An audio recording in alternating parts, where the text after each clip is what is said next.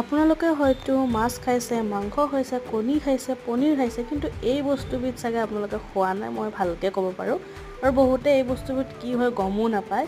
কিন্তু মই আজি এনেকুৱা পদ্ধতিৰে বনাই আছোঁ যিটো নেকি আপোনালোকে মাংস বনালে যেনেকৈ বনায় ছেম তেনেকুৱাই হয়। কিন্তু এই বস্তুটো কি হয় আপোনালোকে গম পাইছেনে? চাই কেনে চাওকচোন। বহুতেতো মাংস বুলিয়ে ভাবে, আৰু মোৰতো শাহু মায়ে কি কৈছে গম পায়নে? এইটো বোলে হাঁহৰ মাংস। কিন্তু এইটো হাঁহৰ মাংস নহয়, এইটো হৈছে ভেজিটেৰিয়ান মানে এটা ফুড হয়। এইটো good.vegetarian rights বুলি আপোনালোকে মাৰিলে চাৰ্চ কৰিলে মানে চাব দেখাই পাব আপোনালোকে কি বস্তু। আৰু ইমান টেষ্টি লাগে নহয়, হাইলাক আপোনালোকে যেন মাংস খাই আছে তেনেকুৱা যেন লাগে। আৰু মই মানে এইটো বস্তুৰ প্ৰায়ভাগ মোৰ যেতিয়া ধৰক এনেকুৱা শনিবাৰ থাকে বা আপোনাৰ সোমবাৰ বৃহস্পতিবাৰ থাকে য'ত নেকি মই মাছ মাংস একো খাব নোৱাৰোঁ, তেতিয়া এই বস্তুটো খাওঁ মই। আপোনালোকে ঘৰত বনাই কেনে খাই চাবচোন, ইমান বেছি টেষ্টি হয় নহয়, বাপৰে বাপ, মানে কোনেও বুজিয়ে নাপায় এইটো মাংস নে কিবা বেলেগ বস্তু হয়।